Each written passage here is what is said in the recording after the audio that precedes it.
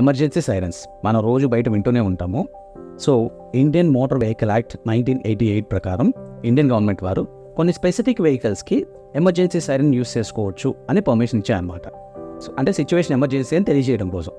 So ఆ vehicles ఏంటి అంటే అంబులెన్సెస్, తర్వాత ఫైర్ ఇంజిన్స్, తర్వాత police department vehicles and central and state government vehicles, RTO department vehicles and కొన్ని లోకల్ అథారిటీ వెహికల్స్కి, అంటే లైక్ కొంతమంది హై గ్రేడ్ ఆఫీసర్స్కి సైరన్ని యూస్ చేసుకునే అవకాశం అయితే కల్పించారు.